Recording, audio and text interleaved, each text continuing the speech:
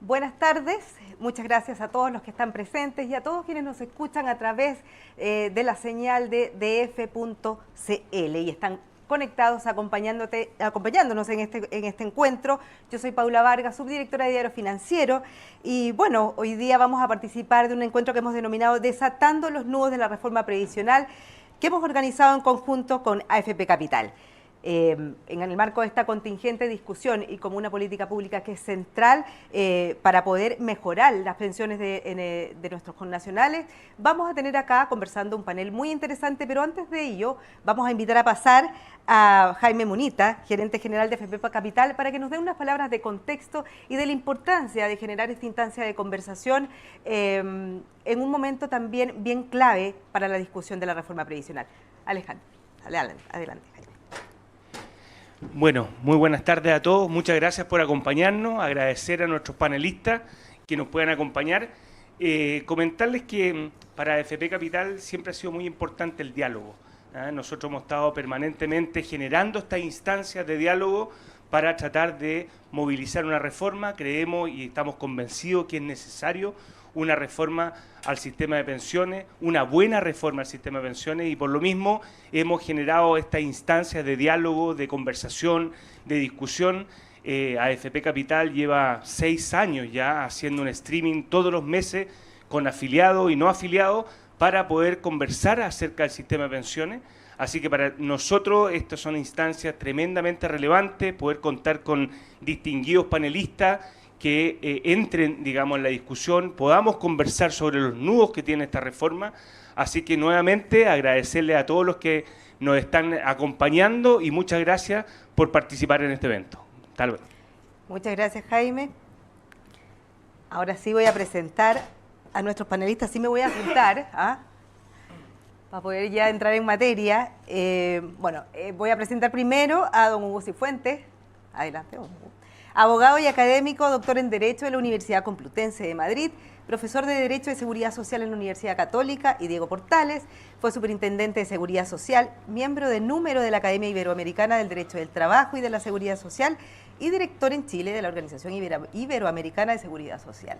Muy bienvenido. Muchas gracias. También con nosotros nos acompaña María Cecilia Cifuentes, directora ejecutiva del Centro de Estudio Financiero del ESE de la Universidad de los Andes, donde también es profesora adjunta. Además es consejera del Consejo Consultivo Previsional y miembro de la Comisión Justicia y Paz de la Conferencia Episcopal de Chile. Anteriormente fue economista senior de Libertad y Desarrollo y economista en el Banco de Chile. Muy bienvenida, Cecilia, además una amplia conocedora en todas materias de políticas públicas y de su discusión desde diferentes espacios también. También con nosotros Rodrigo Gutiérrez, gerente general de CIEDES, con más de 20 años de trayectoria. Se ha desempeñado también como intendente de Seguridad y Salud en el trabajo, en la Superintendencia de Seguridad Social, como asesor de la Vicepresidencia Ejecutiva y subgerente de Desarrollo Estratégico en la Corporación de Fomento de la Producción, Corfo, mejor conocida. Además fue jefe de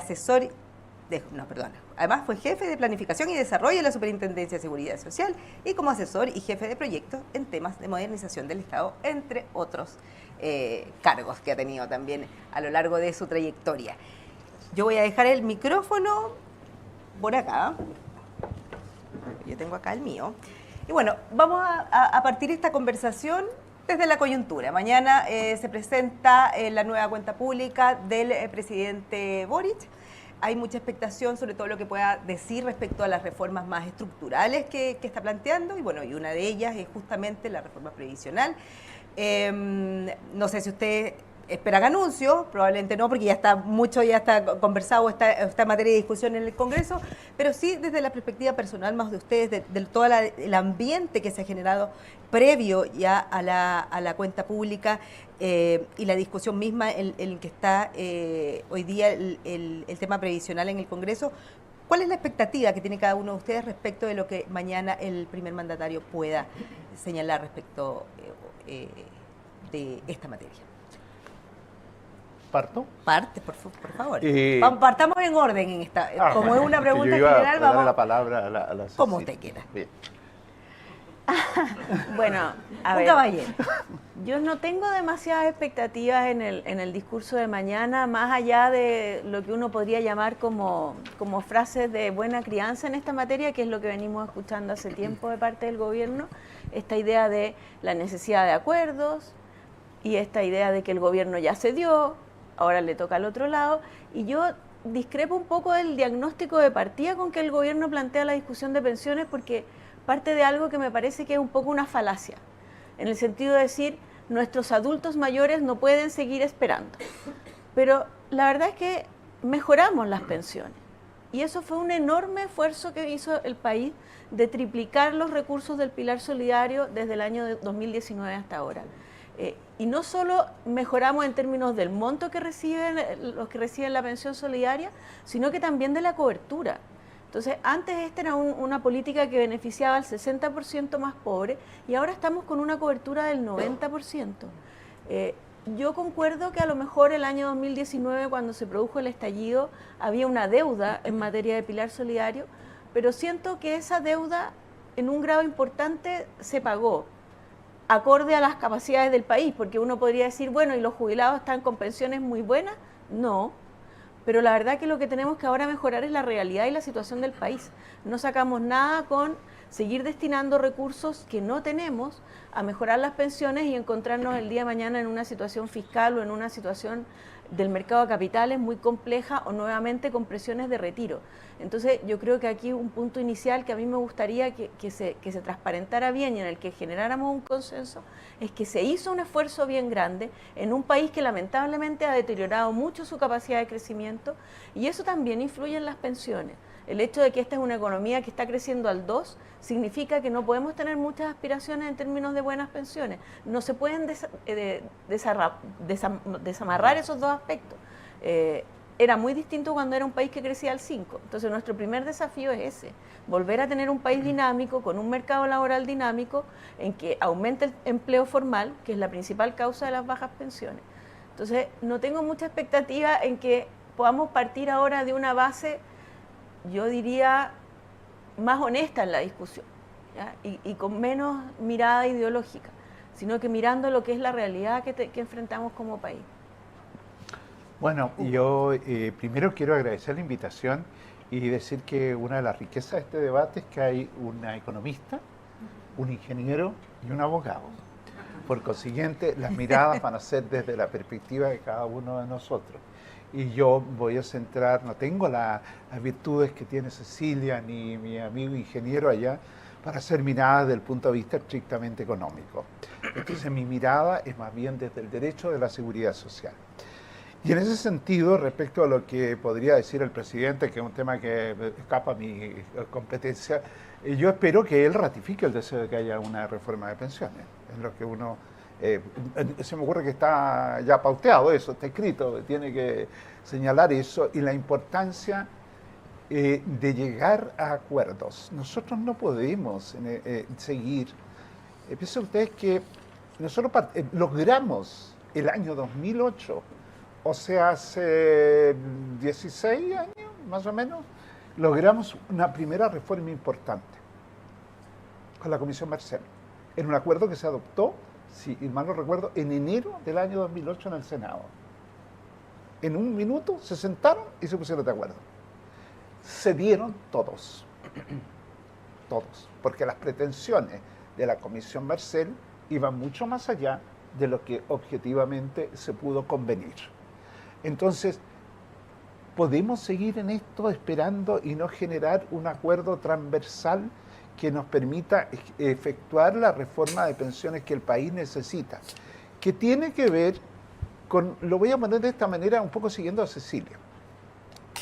Nosotros tenemos un sistema de pensiones en que la base es la capitalización individual. La pensión se dice autofinanciada. Y el legislador del 2008 y después el año 2022, creo, a inicio en enero, creó la PGU, la hizo importante, y hoy día, si uno mira los datos, hay más de 2.240.000 personas de 65 años y más que tienen PGU. ¿Cuántas de esas tienen el monto de los 214? Yo creo que el 90, si no más. ¿Y qué ocurre? ¿Ha de ser la pensión básica solidaria la base del sistema de pensiones? Es decir, el legislador dijo que la PGU era un complemento de la pensión autofinanciada. Hoy día los hechos muestran que la pensión autofinanciada es un complemento de la pensión básica de la PGU. Esa conversación tenemos que tenerla. Yo no digo que haya una responsabilidad aquí abierta de lo que se usa decir industria. Para mí la institucionalidad, la institucionalidad que el legislador se dio para regular el sistema. Hay que repensar esto como atendiendo problemas de formalidad, de incorporación al mercado de trabajo, de establecer mecanismos, por ejemplo, la sala cuna principal. Hay que avanzar en eso para generar más incorporación de las personas que están al margen del mercado de trabajo a cotizar. En fin, espero que esta conversación de mañana es un hito, pero lo importante es lo que pasa en la Comisión de Trabajo del Senado a fin de lograr aprobar la idea de legislar y discutir el proyecto de manera que al final tengamos pensión. Y yo creo, y cierro con esto, perdón, en que en realidad las pensiones son muy bajas, las autofinanciadas son realmente muy bajas en la mediana, y especialmente para la mujer, y eso hay que buscar una forma de solución. PGU, yo tengo una reserva ahí. Muchas gracias. Vamos a seguir profundizando en esos temas, Hugo, y cuéntanos tú, Rodrigo, ¿cuál es tu expectativa respecto de mañana? ¿Qué esperas? ¿Qué no esperas también? Buenos días, Paula. Buenos días a todos. Bueno, muchas gracias a FP Capital, a Diario Financiero por esta invitación. Felicitamos también la iniciativa. Nos parece importante mantener estos espacios de conversación siempre abiertos. Respecto a la pregunta, es una pregunta muy personal porque tiene que ver con la expectativa que cada uno puede tener de lo que va a ocurrir. Y lo que va a ocurrir ya está escrito, de manera tal de que tenemos poca capacidad de poder cambiar aquello un día antes. La verdad, y honestamente creo que no tengo una gran expectativa en términos de que exista un anuncio que contribuya excepcionalmente a facilitar el clima de acuerdo. Toda vez que durante esta última semana hemos visto que el gobierno ha impulsado con fuerza una campaña que básicamente lo que hace es perseverar en algunos de los puntos que justamente definen lo que es el objetivo o el título de este seminario, que son los nudos de la reforma previsional. Básicamente el gobierno insiste en aspectos como la separación de la industria y el seguro social. Creemos de que aquello son nudos que son difíciles de desatar. Mi expectativa es que no hay acuerdo respecto de eso. Si el gobierno insiste pocos días antes del anuncio en aquello, difícilmente el presidente diga algo distinto. ¿Qué sería distinto? Y esto sería ya un análisis como contrafactual o factual, digamos, es que hiciera un anuncio disruptivo, algo que nadie esperara, ¿cierto? Lo cual no podemos descartar, ¿verdad? Pero algo disruptivo sería que el presidente se allanara, por ejemplo, a avanzar en aquellos puntos en los cuales ya hay acuerdo. Y dijera, avancemos en esto que hay acuerdo porque, y aquí vale la pena también hacer un análisis un poquito de cuál ha sido el relato del presidente, incluso desde tiempos de campaña. Recordemos que aquí hay un discurso que en tiempos de campaña era bien radical, era bien transformacional, era bien disruptivo, o sea, proponía un cambio absolutamente estructural, que después se fue moderando en el tiempo.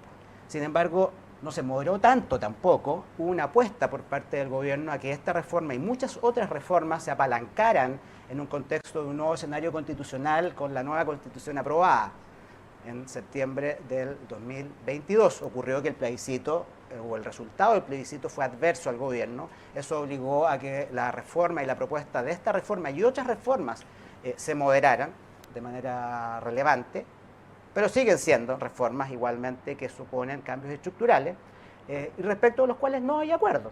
Simplemente me parece que el presidente, lo esperable es que ratifique la actitud del gobierno de las últimas semanas y eso obviamente nos pone en un punto de no mucha expectativa.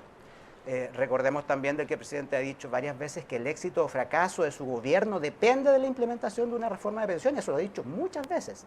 Y sin embargo, esto es algo que no se ve cercano, más bien se ve lejano.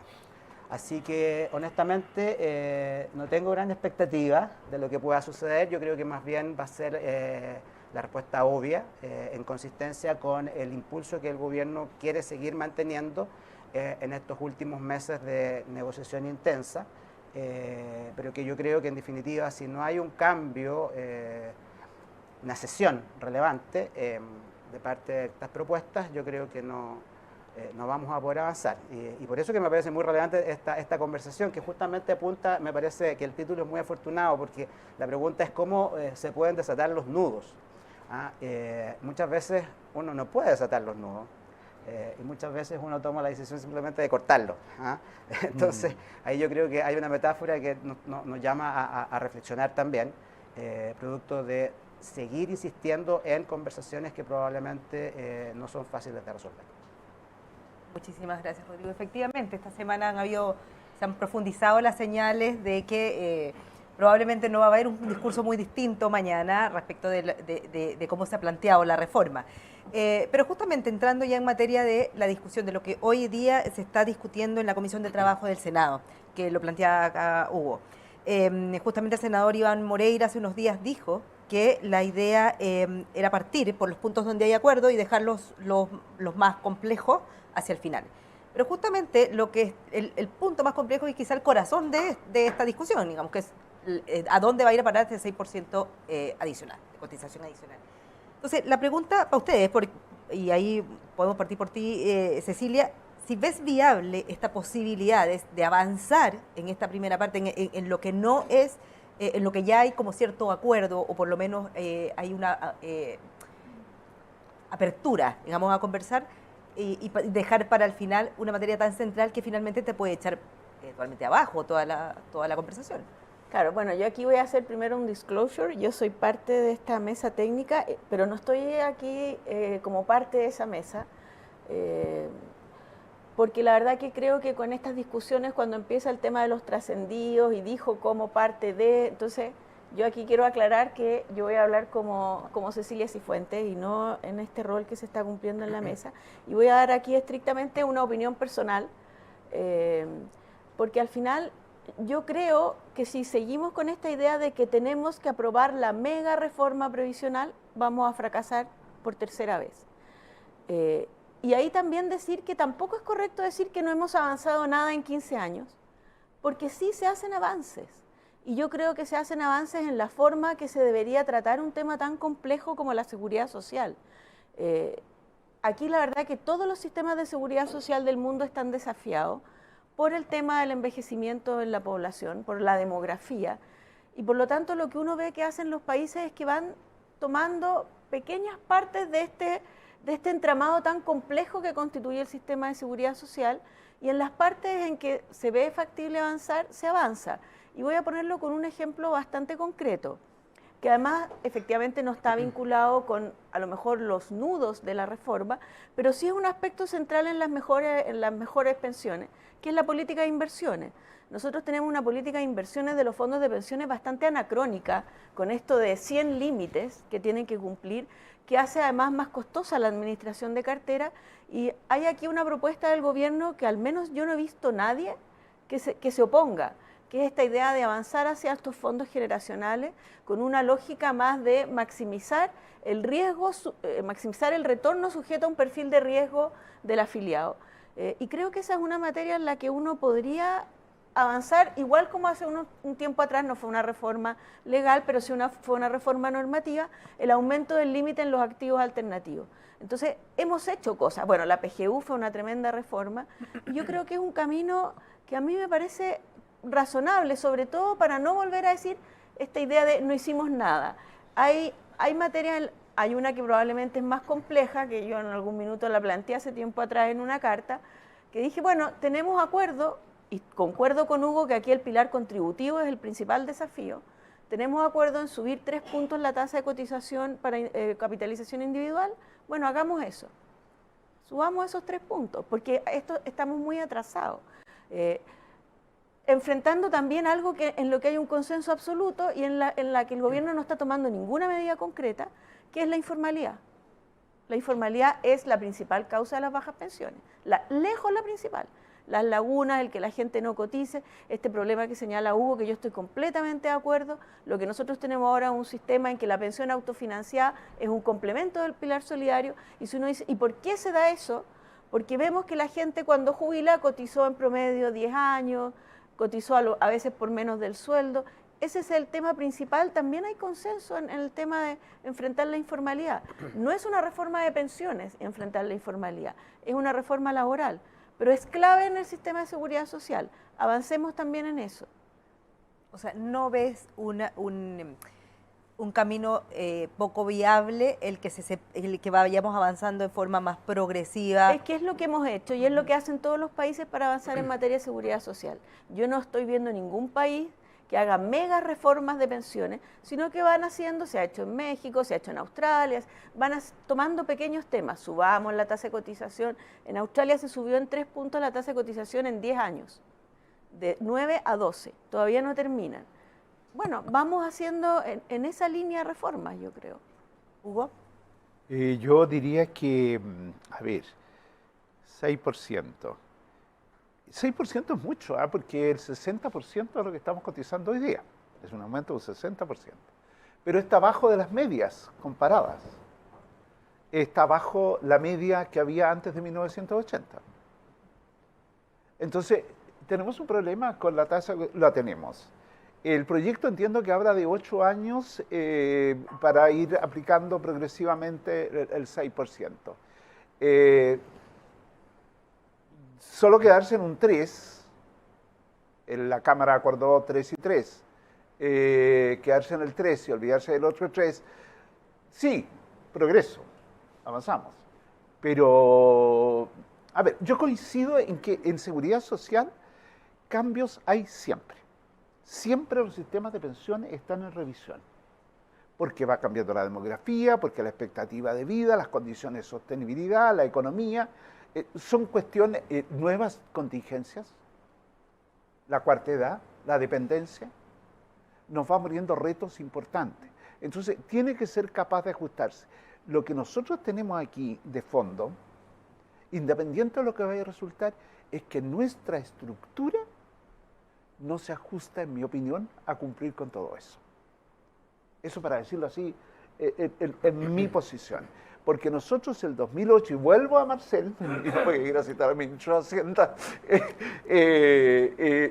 quiso hacer una reforma estructural, pero no hubo los acuerdos. Y eso se ha ido dilatando, sin avanzar en qué. A ver, el sistema contributivo, que es el de cotizaciones, que hoy día recaudan nuestras AFP, tiene una debilidad importante. En la tasa de cotización, en la edad de pensión y quizás también en la tasa de reemplazo. Ahí hay que revisar esos 3 aspectos paramétricos, hay que revisarlos. Pero ¿es solo eso suficiente? Todos sabemos que, y corríjanme ustedes, que desde el punto de vista de la opinión pública, el tema de que hace mucha fuerza hoy día, de que las personas dicen, dinero es mío, no me lo toque. ¿De acuerdo? Pero también hace fuerza de que hay una observación respecto de las AFP. Y no quiero decir con esto que la culpa sea de las AFP, no porque estén ustedes aquí, que sea solo de las AFP, sino que hay una responsabilidad del Estado en que tiene que revisar cómo se organiza bien esta institucionalidad para que responda a esta necesidad de que hay una AFP que cobra un 0,5, invento, y otra que cobra un 1,5. ¿Qué está pasando ahí? ¿Por qué? El público también se pregunta, y digo el público, en realidad no debo usar esa expresión, uno cabe preguntarse, ¿por qué hay rentabilidades tan altas? ¿Ah? Todas esas cuestiones, mira, a ver, durante al menos 20 años, nuestro sistema de AFP promovió las altas rentabilidades que tenía, lo bien que iba y los buenos resultados que tenía. ¿De acuerdo? Ya en los años, yo diría ya de principio de la Bachelet, el primer gobierno, se empezó a hablar de que era necesario pasar desde la posición de que yo te administro y te doy buenos resultados a que yo me ponga a tu lado. El usuario, el afiliado. ¿Cuánta cercanía tiene respecto del que le está gestionando sus recursos para que genere pensión? La seguridad social tiene uno de sus principios del orden administrativo, es la participación, la inmediatez. En eso hay bastante avance en nuestro sistema nacional, pero requiere una proximidad mayor entre el gestor y el ciudadano.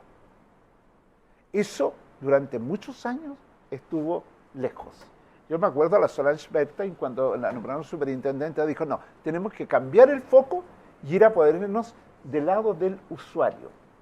Yo creo que ahí todavía se ha avanzado, pero todavía falta. Entonces, ¿dónde está la reforma estructural, en mi opinión? En la mayoría de los regímenes de pensiones chilenos, de seguridad social chilenos, no solo actúan privados con o sin fines de lucro, sino que también actúa el Estado. Ahí, en este esquema nuestro no hay actuación del Estado. ¿Y cómo es la competitividad? ¿Qué reglas se han introducido ahí? Entonces, yo creo que nosotros podemos hacer cosas interesantes cediendo, interesantes digo en el sentido de beneficiar a una sociedad que quiere tener un sistema de pensiones. Sepamos una cosa, nunca vamos a estar 100% de acuerdo con nuestro sistema de pensiones porque mi pensión nunca va a ser lo que yo quiero. ¿De acuerdo? Nunca. Siempre va a ser insuficiente. Siempre va a ser insuficiente. Siempre va a haber, lo saben mejor ustedes, siempre hay más necesidades que lo que disponemos. Entonces, pero aquí hay un punto en que tenemos que alcanzar y cruzar esa barrera, ese límite rojo, que por un lado dice puro seguro social, o mucho seguro social, y por otro, no, nada seguro social. ¿Cómo hacemos algo que nos genere un espacio de conversación? Cecilia decía, los recursos para financiar la mejoría de las pensiones de los actuales pensionados y de las mujeres. Entonces, como ya dije, yo no soy economista, pero ¿de dónde sale esa plata? ¿De dónde la obtenemos? ¿Recursos fiscales? ¿El Estado le presta dinero? Quedamos con muchas interrogantes también respecto de eso. También tengo muchas. Ahora, sí.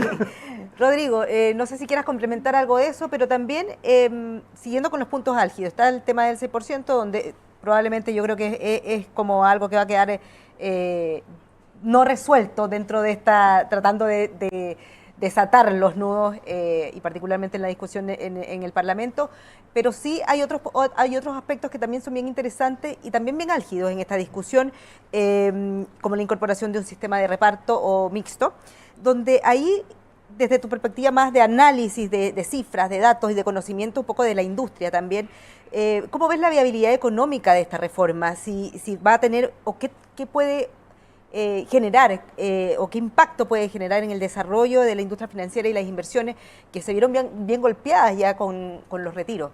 ¿Y qué pasaría si en este escenario de un sistema de reparto o mixto? Sí, voy a ir directo a esa pregunta, no voy a reflexionar sobre lo anterior.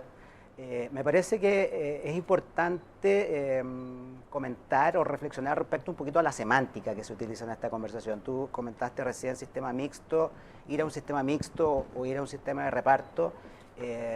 Importa entonces ver si estamos de acuerdo en qué entendemos por un sistema mixto. Para nosotros, el sistema de pensiones chileno ya es un sistema mixto en la lógica multipilar, un sistema con el pilar no contributivo, el contributivo y el voluntario. El gobierno en su discurso ha insistido muchas veces en la idea de ir hacia un sistema mixto. Nos parece que es confuso, a lo menos pareciera que lo que quieren decir es que sea mixto en la contribución de los empleadores. También se habla de un sistema de reparto y también no hay una comprensión, creo yo, absolutamente transversal respecto a lo que es reparto. Por lo tanto, yo voy a decir lo que entendemos nosotros por reparto, en el sentido de que es aquel sistema que utiliza aportes corrientes para el financiamiento de pensiones corrientes, es decir, lo que conllevaría implícitamente la lógica de una solidaridad intergeneracional, partiendo desde ahí. En consecuencia, luego, respecto a la pregunta que tú señalas, bueno, ¿y esto si es viable o no económicamente? ¿Qué impacto esto puede tener en la industria? Lo primero que habría que reflexionar, creo yo, es que si una reforma incorpora un aumento en la tasa de cotización, por lo tanto un incremento de los aportes, importa definir cuál es el destino de esos aportes. Porque una alternativa es que si esos aportes siguen la lógica del modelo de capitalización individual, en este caso, pero de capitalización en general, supone que estos aportes son ahorro, ¿de acuerdo? Y por lo tanto ese ahorro supone inversiones en instrumentos financieros y por lo tanto supone que este es un sistema que se hace viable en el largo plazo, se hace sostenible, y además tiene efectos beneficiosos sobre la industria en la medida de que significa mayor ahorro, mayor inversión, mayor profundidad del mercado financiero. En esto vale la pena también hacer la reflexión en términos de la necesidad de recuperar la profundidad del mercado financiero, porque como se ha visto, y ustedes son expertos en eso, los retiros de fondos provisionales generaron un efecto negativo en aquella dimensión del mercado financiero que lo vivimos hasta hoy, en los mercados de renta fija, en tasas de interés, etcétera, y por lo tanto nos parece de que un sistema que incrementa los aportes a través de lo que podría ser un aumento en la tasa de cotización, independiente de cuánto sea, que vaya a capitalización, por lo tanto va a ahorro, es sostenible evidentemente en el largo plazo y además contribuye al desarrollo de la industria, producto de que nos ayuda a corregir, a recuperar la pérdida de profundidad del mercado financiero. O sea, siempre más ahorro va a ser importante. Así es. Sin embargo, lo que sabemos es que en la propuesta del gobierno, y lo que se discute, y es uno de los nudos, ¿verdad?, que hemos comentado, es que parte de esa cotización adicional, parte de ese aporte, vaya a financiar pensiones corrientes, es decir, contenga este elemento de solidaridad intergeneracional, contenga este elemento de reparto. Y en aquel caso nos parece que no contribuye. Tan simple como eso, por el factor demográfico. Sabemos de que si parte de estos aportes no van a ahorro, sino que van a gasto, es decir, van a consumo presente, en ese sentido lo que nosotros observamos ahí es que se genera una suerte de costo de oportunidad de no haber utilizado esos ahorros en inversiones y por lo tanto hay un costo de oportunidad para el mercado financiero en términos de poder recuperar esa profundidad perdida. En ese sentido, pero probablemente el objetivo es que se mejoren las pensiones ahora. Bueno, esa es parte de la discusión, pero estoy intentando responder la pregunta. Tú me decías, bueno, ¿cuál es el impacto? Si es sostenible o no, la respuesta es, si fuera todo ese aumento de la cotización a un seguro social, la propuesta original del gobierno, la respuesta es, no es viable económicamente y no favorece el desarrollo de la industria financiera. Por el contrario, si fuera en el otro extremo, si los 6 puntos fuera a capitalización, evidentemente que eso hace sostenible, viable económicamente la reforma y además beneficia en términos de lo que es el mercado financiero para, insisto, y esto yo creo que es muy importante también respecto de la cotización o de la discusión en torno a los 6 puntos, si es mucho o es poco. Yo creo que también es importante tener presente siempre de que parte de estos 6 puntos que hoy día se plantean vienen a compensar aproximadamente la mitad de ellos. Aquí podemos decir números gruesos. 3 puntos de los 6 van a venir recién a compensar el daño previsional producto de los 3 retiros de fondos previsionales. Por lo tanto, si estamos pensando en mejorar una tasa de ahorro para mejorar saldos y futuras pensiones, hay que pensar, por cierto, en aumento de tasa de cotización que sean superiores al 3. Solamente 3 vienen a compensar el daño previsional de los retiros. Por lo tanto, y con esto termino, con esto el final, lo que estamos viendo es un punto medio en el cual una parte de esta cotización, si va a reparto intergeneracional, como nosotros creemos de que no es bueno, esto no perjudica a la industria financiera, pero sí yo creo que se asume un costo de oportunidad de recuperarla o de proyectarla hacia el futuro. Perfecto, nos ha quedado clarísimo, Rodrigo, ese aspecto. Ahora, Hugo, volviendo un poco a lo que tú planteaste hace unos minutos, se necesitan hacer una reforma más estructural, o a tu juicio se necesita hacer una reforma más estructural para compensar un poco estos espacios que han quedado y que no han y que finalmente no han hecho que podamos llegar a este objetivo de tener mejores pensiones. ¿Ya? Ahora, desde esa perspectiva, tú hace poco, bueno, has pasado muchas veces por el Congreso haciendo presentaciones, particularmente por el tema previsional. Y bueno, rechazaste hace poco el tema de materias de autopréstamos y otras iniciativas que han surgido en el debate. Y no sé si una reforma tan amplia, pensando en que también se necesitan, o que tú planteas que se necesitan cambios estructurales, y a todo esto se han ido sumando también otras pequeñas iniciativas por parte del legislador.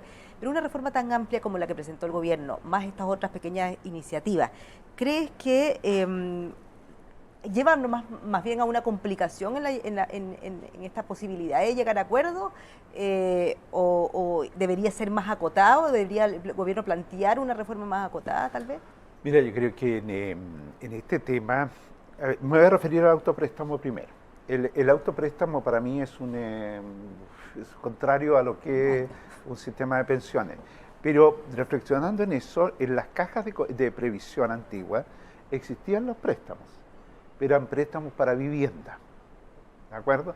Y me acordé que la reforma de los retiros de pensiones en Perú se fundaron en que las personas retiraran dinero para vivienda. Y es cosa, bueno, los que visitan Perú saben cómo eso se ha traducido en cuestiones prácticas. Entonces, debo confesar que me quedé con la idea de que una pareja joven que está partiendo, que tiene algún ahorro y está a los 30 años y quiere, ¿podría recurrir? Me quedé con la duda, no lo tengo resuelto. Y como principio, no me gusta que los dineros de pensiones salgan para otros fines, ¿de acuerdo? Creo que nosotros resolvimos bien el tema de los enfermos terminales, la reforma que hicimos el año 2021, si no me equivoco, no, terminaba la pandemia, respecto de que los enfermos terminales que pueden tener una pensión y retirar saldo después que aseguren pensión de sobrevivencia para sus eventuales beneficiarios, es una buena salida. Creo que por ahí hay que buscar soluciones más atractivas. Creo que es importante avanzar en el tema de los cuidados. Hay que buscar una fórmula por la que las personas, yo creo que muchos de los que estamos en esta sala sabemos de lo que significa cuidar a adultos mayores no valentes y el sacrificio que eso significa para las familias. Y nosotros tenemos una cultura en que nuestros autovalentes mayores queremos que estén en su hogar. ¿Cómo enfrentamos ese cuidado desde el punto de vista del tema de seguridad social? En mi opinión, sí. Y por consiguiente hay que buscar salidas a eso. Y ahí tienen dos. Uno tercero, la discusión sobre la longevidad, el famoso seguro de longevidad. Nosotros estamos haciendo un pequeño cuestionario, estamos preguntándonos sobre el seguro de longevidad, pero no vemos dónde eso pueda tener un gran espacio. Entonces, hay muchas conversaciones pendientes, sí, estoy de acuerdo, pero las centrales son ¿qué hacemos con la institucionalidad y qué hacemos con el 6%? La pregunta es, y eso se lo dejo a mis colegas, es ¿cómo mejoramos las pensiones de ahora? ¿Solo con PGU? Si nosotros nos quedamos solo con PGU, nosotros vamos a convertir en el futuro a la PGU en el peón de batalla para subir las pensiones. Y como eso es recurso fiscal, va a estar sujeto a las mayorías en el mundo político. Perdón, me derivo a otro punto si me perdonan. Yo creo que nosotros tenemos que sacar del debate público, político, directo, una serie de cuestiones del sistema de pensiones que se pueden resolver a un nivel técnico de alto nivel. Yo soy de la opinión de que la edad de pensiones tiene que ser abordada, pero saquémosla del ciclo político. El ciclo político nos dice el margen, nos fija la cancha, ¿de acuerdo? Pero un organismo técnico de alto nivel debería ser capaz de abordar esta cuestión con los cuidados, proyecciones necesarias. Lo mismo respecto a la tasa de cotización. Yo quiero una tasa del 6, para que estemos claros. Pero si eso no se lograra, ¿cómo podemos generar un espacio en esa línea? Yo creo que hay que avanzar ahí en las tasas, revisar las tasas de reemplazo, pero sacarlo y que el Congreso sea esa entidad donde va uno a validar lo que ha hecho. En Europa hay experiencias de este tipo. Voy a citar solo lo que tiene acordado la Unión Europea en materia de cómo mover su sistema de pensiones. Ellos sostienen que no tocan su sistema público, pero están fomentando fuertemente el sistema complementario. En la reforma hay modificaciones al sistema complementario de ahorro voluntario, como lo llamamos nosotros. Eso a lo mejor hay que revisarlo un poco más. Y la institucionalidad, como mencionó. Bueno, y la institucionalidad de todas maneras. Yo creo que hay que buscar espacios para que haya mayor competencia, para que haya más licitaciones, para que el tema de la inversión, el tema de la gestión, lo que se llama el soporte. ¿Es posible? Esa es una conversación que está en el proyecto y valdría la pena no descartarla en la conversación definitiva que haya que tener. Ahora, no sé si quieras complementar, Cecilia, a propósito de la PGU, que te vi asentar un poquito respecto de que efectivamente esto puede transformarse después en un boomerang, digamos, y que sea un caballito de batalla de campañas políticas eventualmente, o de ofertones políticos. Te vi que como estar de acuerdo con eso, y cuéntame ahí un poquito respecto de particularmente el tema PGU, cómo poder sacarlo, o cuál es tu visión respecto de poder sacarlo o desacoplarlo de los ciclos políticos. Sí, quería agregar además un punto a lo que decía Rodrigo, que estoy completamente de acuerdo con él en la necesidad de aumentar el ahorro, pero hay otro tema más relevante y que la verdad que en eso el gobierno hay que reconocer que ha avanzado, porque esta discusión partió sin datos. Y el gobierno convocó a una comisión para que estimara las tasas de reemplazo, paralelo a que David Bravo también hizo un estudio similar. Hubo bastante discusión en esa, cómo se calculaba la tasa de reemplazo, pero para mí lo esencial de esos dos estudios es que los dos estudios mostraron que las tasas de reemplazo en el futuro van a ser más bajas que las actuales. O sea, el problema de pensiones va a ser más grave en el futuro que ahora. Entonces uno dice, ¿y cómo entonces le vamos a exigir a los cotizantes actuales, futuros jubilados, que financien pensiones actuales? Eso es una injusticia enorme. Entonces también ese es un tema en que si el propio estudio del gobierno muestra esto, a mi juicio se vuelve a caer el argumento de que los actuales jubilados reciban beneficios de los actuales cotizantes, porque ¿qué va a pasar con los futuros cotizantes? Y esto se explica por la demografía. Y un dato bien interesante, el próximo año el sistema de seguridad social chileno cumple 100 años. Hace 100 años atrás se estableció la edad de jubilación de 65 años para los hombres y 60 años para las mujeres. La expectativa de vida promedio era 50 años. Entonces, ¿cómo podemos seguir con este engaño que es edades de jubilación, sobre todo de 60 años para las mujeres? Ya me llamó a mí mi AFP para decirme, oiga, está pensando en su futura jubilación, y casi me dio un infarto. ¡Qué falta de respeto! ¡Qué falta de respeto! No era capital. No era capital. No es capital, no. Entonces yo creo que ahí hay un tema que necesariamente tenemos que enfrentar, la edad de jubilación, y aquí me vinculo con la PGU, porque estoy completamente de acuerdo con Hugo que esto es tremendamente peligroso, porque ¿qué es lo que percibe el ciudadano común de la discusión que tenemos ahora de pensiones? Los políticos siempre se van a poner de acuerdo para subir la PGU. ¿Para qué voy a cotizar? Si ahora dicen 250, el próximo gobierno va a decir, no, al menos un 80% del salario mínimo, y el siguiente va a decir el salario mínimo. ¿Para qué cotizar? Entonces, eso yo lo veo tremendamente peligroso cuando uno dice que la principal causa de las bajas pensiones es la informalidad.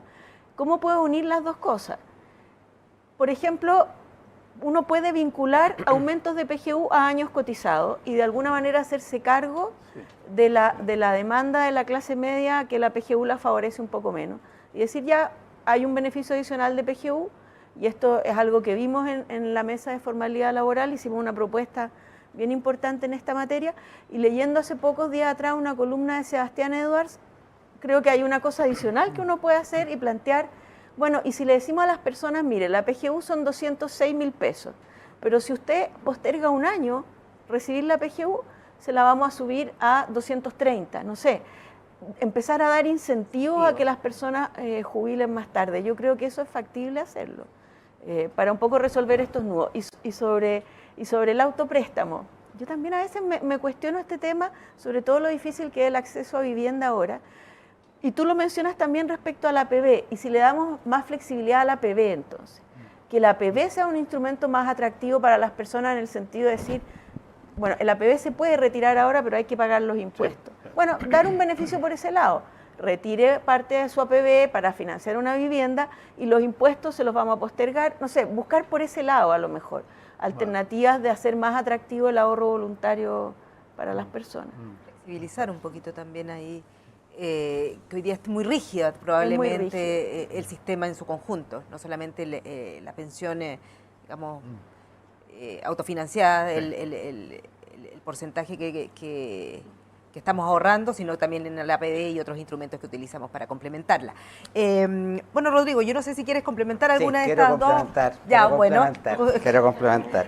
Te veo con ánimo de, así que dale nomás. Voy a intentar ser breve porque se han dicho varias cosas, sí. Así que voy a intentar ser concreto y conciso. Respecto al autopréstamo, nítido, no al autopréstamo. Yo creo que no corresponde ni siquiera discutir los detalles de una propuesta de autopréstamo. Me niego a discutirlo. No al autopréstamo. El autopréstamo no es un objetivo de un sistema de pensiones,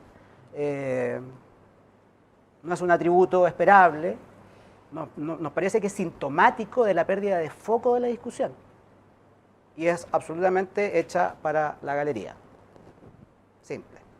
Respecto de PGU, me parece que uno puede hacer un esfuerzo mayor y la gran duda es la sostenibilidad financiera, es decir, si esto, de hecho existen dudas ya de que los últimos aumentos estén debidamente financiados, etcétera. Nos parece que la propuesta de campaña del gobierno de llevar la pensión a 250.000 pesos, claro, se veía muy potente y atractiva y llamativa desde el punto de vista de la opinión pública. Lo que sí nadie reparó fue que cuando se hizo esa promesa no se dijo cuándo. Entonces, cuando uno hacía las proyecciones de inflación, llegaba así, bueno, si se concreta hacia el final del gobierno, el aumento no va a ser el 30 y algo por ciento, y va a ser solamente un 5% sobre el reajuste que naturalmente debía llevar esta PGU hacia el final. Con todo, nos parece de que sí sería factible, deseable, esperable, que pudiese ser una pensión garantizada universal que alcance la línea individual de la pobreza. Eso ya es algo que existe un consenso, yo diría que más o menos amplio. Eso es un aumento que es inferior a llegar a los 250.000 pesos, incluido hacia final del gobierno, considerando las proyecciones de inflación. Y yo creo que hasta ahí nomás. ¿Por qué? Y lo han dicho también, porque en la medida que esta prestación es cada vez más atractiva, por lo tanto genera un incentivo a cotizar, un desincentivo a cotizar, es decir, un incentivo perverso. Y lo que sí me parece que podría también estar dentro de las expectativas o proyecciones de mejora de esta prestación es hacerla verdaderamente universal, o por lo menos avanzar en cobertura. Se ha dicho que la PGU es una prestación que contribuye a minimizar o reducir o intentar eliminar la pobreza en la vejez, y por lo tanto es muy significativa para aquellos segmentos de bajos ingresos y de bajas pensiones o nulas pensiones autofinanciadas, pero eso no significa que no sea un aporte pecuniario para aquellas personas que están por sobre el umbral y que son justamente las que hoy tienen tasas de reemplazo que no son del todo deseables para ellos.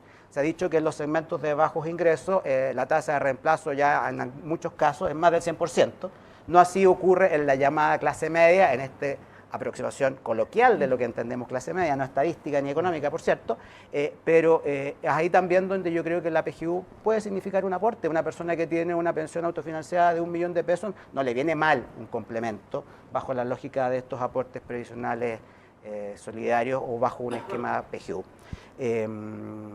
Y lo último, respecto de lo que es la solidaridad intergeneracional. Comparto plenamente, me parece que es un argumento que no se ha planteado con fuerza para contrastar el argumento del gobierno en el sentido de que esta es la única manera de mejorar las pensiones hoy. Puede ser que sea la única manera de mejorar las pensiones hoy, usar parte del aporte adicional. Pero lo que no se dice es que eso es contra el ahorro, saldo y futuras pensiones de los trabajadores actuales, quienes van a estar enfrentados, y esto es algo que sabemos, a rendimientos decrecientes en el largo plazo y a una mayor esperanza de vida. Es decir, es algo que me parece que no está suficientemente instalado como contraargumento. Yo creo que es atractivo decir esta es la manera de mejorar las pensiones hoy de nuestros actuales pensionados, porque se siente, porque es la prestación inmediata. Y probablemente el trabajador que hoy día tiene 30 años, probablemente no siente o no alcanza a detectar que en definitiva ese aporte es un aporte que va en sacrificio de sus pensiones futuras. Es el nudo. Sigo insistiendo que me parece un buen nombre el seminario. Ahora, no sé si es un nudo, pero sí también pensando en cómo toda esta reforma, o toda esta gran reforma puede afectar o impactar también en las pensiones futuras. Si los fondos generacionales, por ejemplo, son suficientes, pensando en que también las rentabilidades esperadas para los próximos años no van a ser las mismas, tan altas, digamos, que tuvimos durante estos primeros 30 años, digamos, o no sé, más o menos. Es muy difícil, o al menos es lo que pronostican los inversionistas, de que estas ¿cómo se llama?, retornos sean tan altos. Y en ese sentido, ¿cómo lo ven ustedes, digamos? ¿Cuál es la visión que tienen ustedes respecto en términos de rentabilidad, el sistema pueda estar rindiendo a futuro? Sí, mira, respecto de los fondos generacionales, entendemos que se ha ido instalando una suerte de consenso respecto de esa propuesta. Entendemos también de que el argumento que estaría detrás de aquello es que en la medida que se manejaran fondos por generación, que hagan que estos fondos sean más estables en su comportamiento, es decir, menos susceptibles a traspasos, por ejemplo, o a nuevos retiros de fondos, permitiría a las administradoras, permitiría a ustedes acá probablemente hacer un manejo de cartera mejor, que permita profundizar las inversiones en horizontes largos y no en instrumentos más líquidos para efectos de tener que responder a estos requerimientos, y por lo tanto la apuesta es que esto mejoraría la rentabilidad en el largo plazo. Ese es un poco el argumento. Puede ser cierto, pero no me parece que haga una diferencia demasiado significativa. Y al mismo tiempo, sí me parece que hace una diferencia muy significativa respecto de la pérdida del derecho a elegir de las personas. Creemos que el sistema de multifondos es un sistema que fue bien pensado, que ha cumplido un rol, que ha demostrado en evidencia de funcionamiento durante 20 años, que efectivamente hay un ciclo que se ajusta al riesgo y a la edad de las personas. El problema es que ha tenido mal uso. Y tuvimos en el pasado terceros que hacían recomendaciones que llevaron a las personas a desafiar o contrariar la lógica de ahorro de largo plazo del sistema de pensiones y por lo tanto llevarlos a hacer esta búsqueda de ganancias de corto plazo. Esto de ir de la a le, de le a la, etc. Y por lo tanto nos parece que los fondos generacionales son una buena alternativa para quien se siente en un ambiente hostil y pueda optar por un fondo generacional. Pero también entendemos que en el ejercicio del derecho a elegir, las personas puedan optar por un sistema de multifondos en el cual, en función de nuestro perfil de riesgo o del perfil de riesgo individual, puedan ir a un fondo más riesgoso por más tiempo o puedan ir anticipadamente a un fondo conservador por más tiempo. Y por lo tanto me parece que los fondos generacionales son una opción complementaria y alternativa a los multifondos. Y como digo, ese es el trade-off. Yo creo que el trade-off es sí, podría uno esperar mayores rentabilidades en el largo plazo. No sé si vale tanto la pena, no creo que hagan una diferencia en el largo plazo. Y yo creo que sí implican un gran costo desde el punto de vista de lo que es la libertad de las personas, el derecho a elegir sobre la propiedad de sus fondos.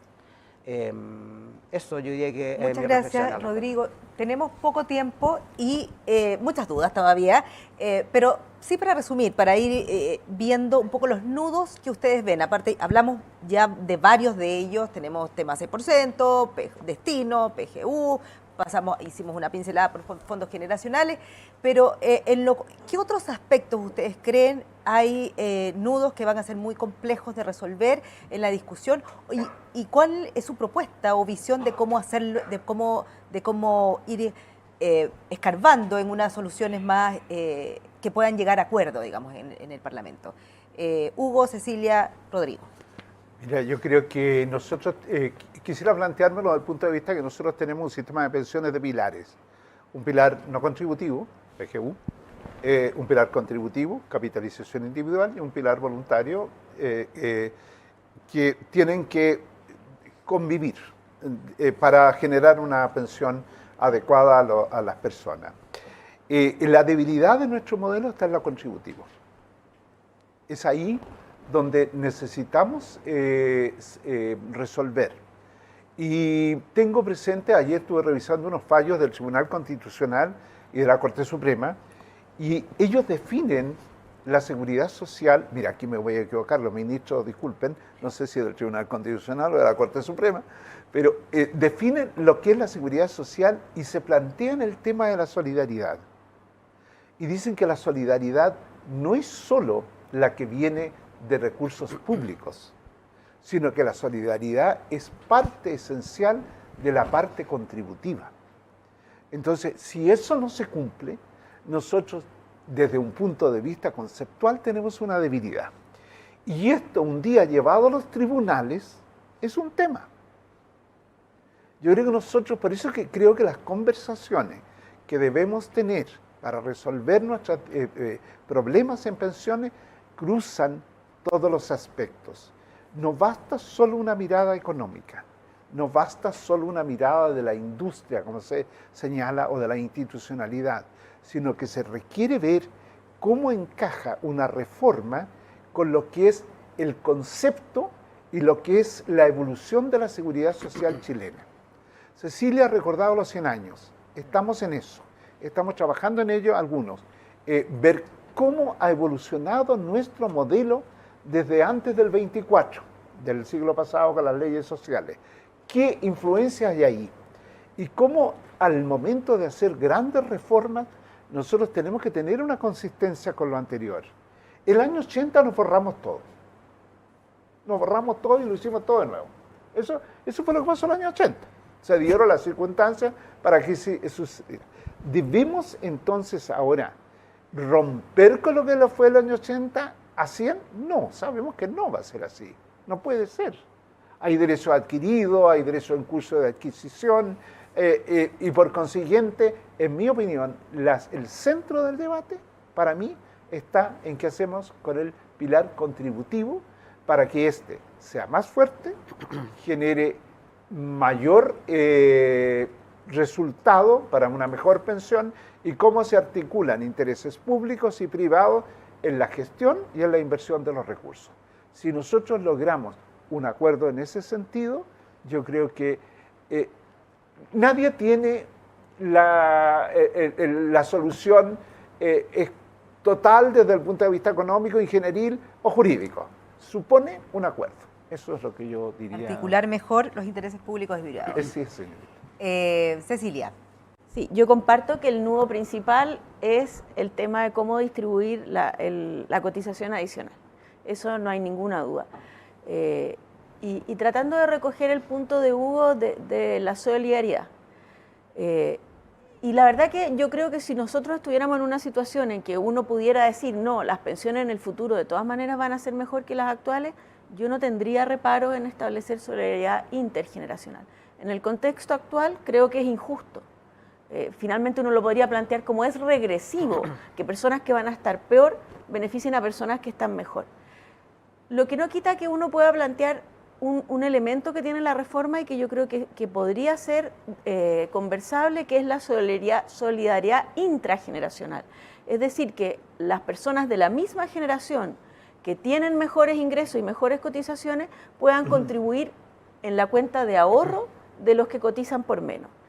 Y eso es solidaridad y se cumple además lo que yo de Rodrigo recojo, que es que todo vaya a ahorro, sí, y no vaya nada a consumo presente. Ahora, eso a mi juicio exige otra condición, que es, bueno, pero que todos coticemos por lo que ganamos en el fondo, porque hay gente que no cotiza o que puede cotizar por el sueldo mínimo y que por lo tanto se vería beneficiada por un sistema en el que es empleado y no tiene cómo evadir cotizaciones, le va a estar financiando su pensión, pero él tiene un ingreso por fuera o a lo mejor trabaja en un emprendimiento informal, que estamos llenos de emprendimientos informales, que le permite muy buenos ingresos y cotiza por el sueldo mínimo y además recibe un beneficio. Entonces tendríamos que corregir eso y al final lo que uno busca es cómo hacemos solidaridad pero que sea justa.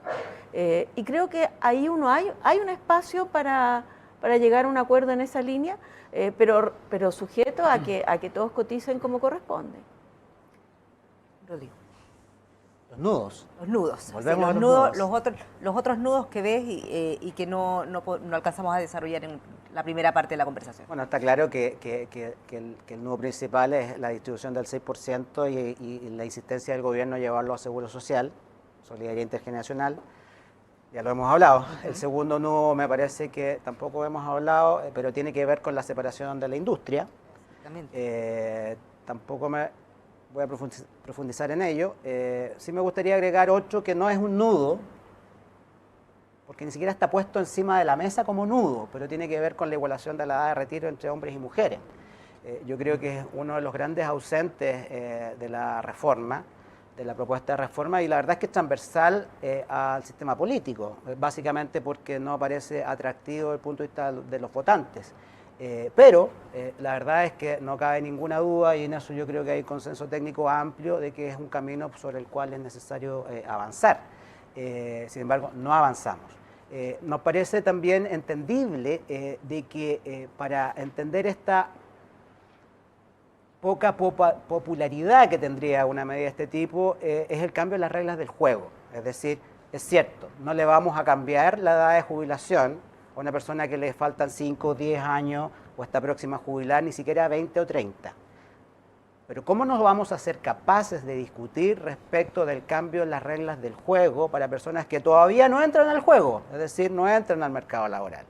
Entonces, en ese sentido, nos parece que deberíamos avanzar en una propuesta.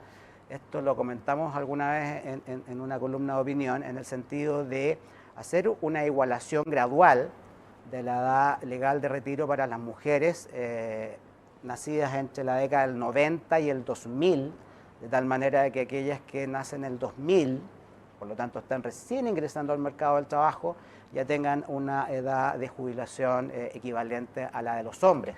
Nos parece que es mínimo de la honestidad intelectual abrir y tener esa conversación. Esto ayuda, contribuye a reducir la brecha de género en pensiones, toda vez que además sabemos que las mujeres tienen una esperanza de vida mayor que la de los hombres. Nos parece que ese es un no nudo sobre el cual yo creo que tenemos que ser capaces también de conversar. De jubilación. Efectivamente es un tema que siempre ha estado dando vueltas en el debate técnico. Y otro tema final que no abordamos es particularmente la reorganización de la industria. Tú lo mencionaste en un momento al final de tu última intervención, y ahí existen algunos argumentos técnicos que se han planteado de que no va a producir la economía de escala o ese objetivo de economía de escala con lo que se plantea este principio dentro de la presentación del proyecto de gobierno. ¿Cómo lo ven ustedes, Hugo?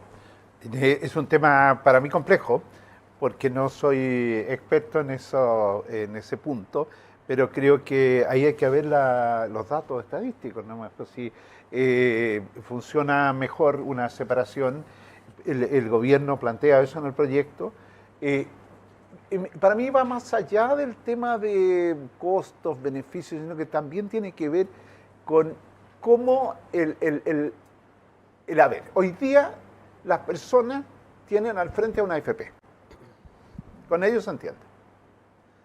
¿Tienen que ser ellos los que le den la noticia al afiliado? No sé si me explico bien.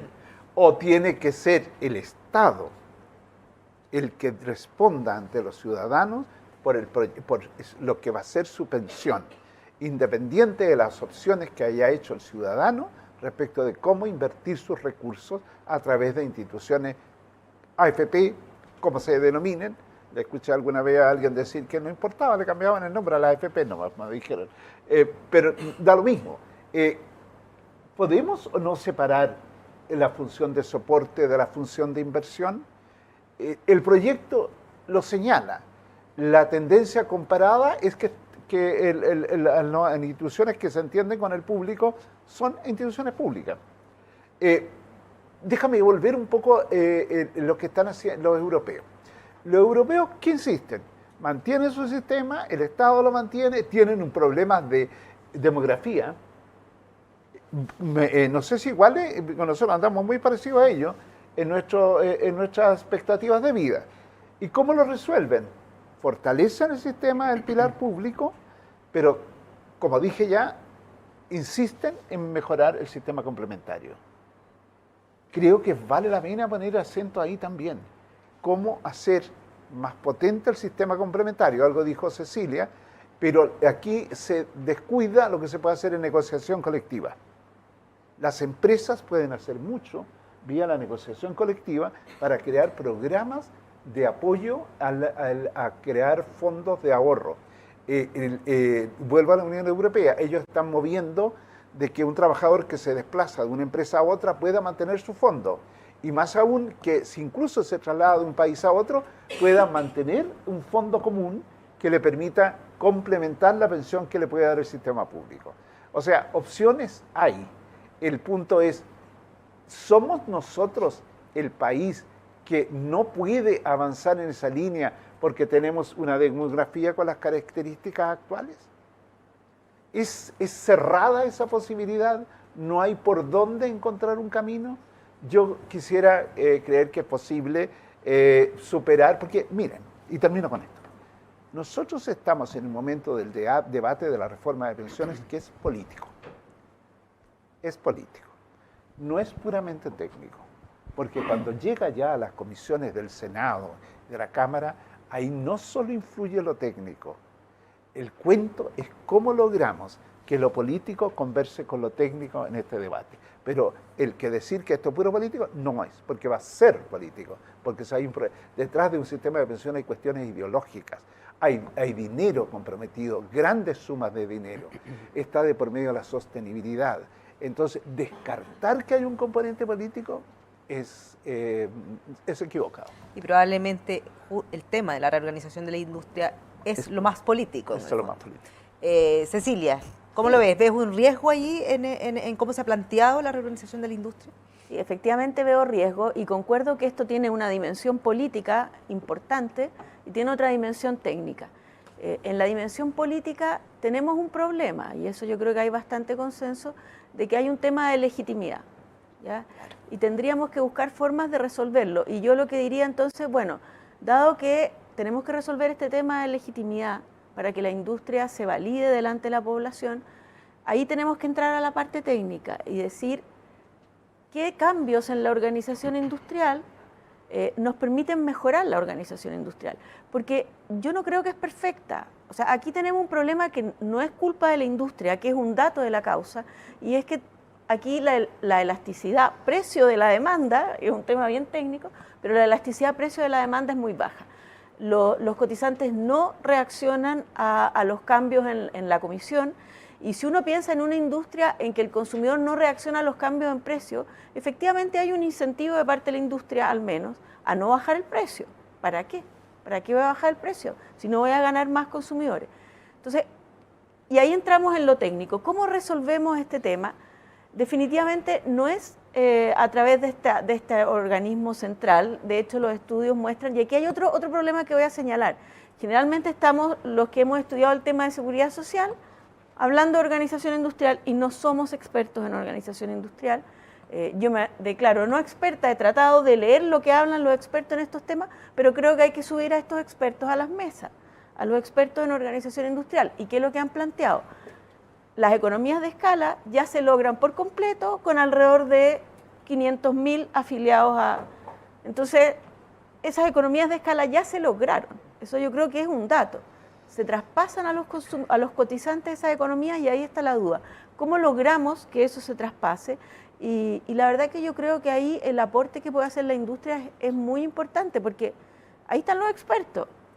Ahí están los expertos que de alguna manera conocen bien el tema y nos pueden decir de qué manera nosotros hacemos a esta industria más legítima delante de la población, qué mecanismos podemos utilizar para que efectivamente haya una competencia que favorezca al afiliado. Y aquí el gobierno ha planteado el modelo de la AFC, a mí me parece que no es un buen ejemplo. Esa licitación no está logrando los resultados esperados. En la AFC se presenta un postor, siempre el mismo, y siempre la gana. Entonces, que a mí me digan que esa es una licitación competitiva, no pareciera, pero sí creo que hay formas de lograr más competencia. Algo se logró con la licitación de afiliados nuevos, yo creo que cumple un objetivo valioso, que al menos las personas que no tienen saldo, para las cuales la rentabilidad no es tan relevante, porque no tienen saldo, paguen una comisión más baja, pero como que se agotó el espacio de mejora de ese mecanismo y pensemos en otros mecanismos y subamos a los expertos a esta conversación, porque yo creo que aquí, mirando experiencia comparada, se puede avanzar en ideas que permitan que la industria efectivamente opere de mejor forma y esto la legitime y resuelva el tema político que hay aquí detrás. Ahora, hablando de legitimidad de la industria, que es también un aspecto, parte central también de estos nudos de la reforma previsional, ¿tienen ustedes la sensación, yo lo leí hoy día en una entrevista que sacamos en el diario, acerca de que esta reforma es muy importante cerrarla justamente en este gobierno, un gobierno con un sello más de izquierda, para que tenga mayor legitimidad en lo político y eso se traspase también a lo social? ¿Tienen también esa percepción ustedes? Yo creo que sí, que podría ser, va a ser más difícil en un gobierno de derecha, yo creo, y eso ya lo vimos. Lo que estoy diciendo no es una especulación, es algo absolutamente empírico. Entonces, claro, yo creo que podría ser un beneficio poder cerrar este tema en un gobierno de izquierda. Sí, yo creo que efectivamente la industria tiene un problema de legitimidad y tiene un problema de legitimidad en el origen, de una parte, y también basado en la percepción ciudadana. Los rankings de confianza muestran a la industria en los últimos lugares de las instituciones en Chile. Contraintuitivamente, la confianza en la industria mejoró gracias a los retiros de fondos previsionales, porque el nivel de información y conocimiento de las personas mejoró, ya se perdió esto de que la plata no sabían dónde estaba, quedó clarísimo que los ahorros son de las personas, estaban en las AFP y las AFP respondieron oportunamente. Mucho más incluso por sobre lo esperado, no siendo procedimientos que estaban dentro de su core. Desde ese punto de vista yo creo que hay una gran mejora ahí. Pero lo que está claro también es que la propuesta del gobierno surge como una alternativa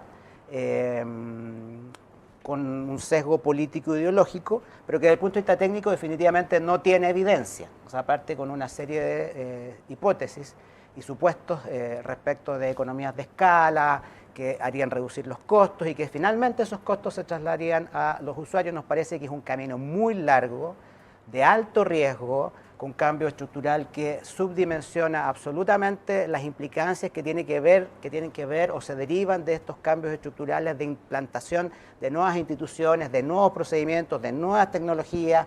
En definitiva, vemos que hay poco riesgo y poca evidencia de que eso se traduzca en beneficios finales para las personas. Pero, dicho eso, creo que igualmente hay que hacerse cargo, por lo tanto.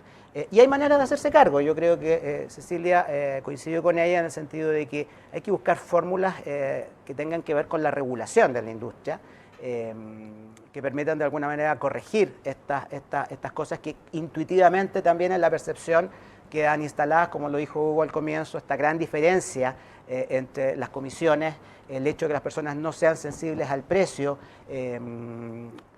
las utilidades de las AFP, que algunas veces también en la percepción ciudadana quedan un poco desfasadas con la experiencia propia respecto de la rentabilidad que observamos, que contribuimos nosotros a difundir por lo demás mes a mes. Pero creemos que se pueden hacer cosas, creemos que se pueden hacer cosas que favorezcan la competencia, creemos que hay que alinear los incentivos en términos del esquema de comisiones. Nosotros particularmente creemos un esquema mixto, que tenga que ver con flujo más rentabilidad. Me parece que podría ser un esquema interesante.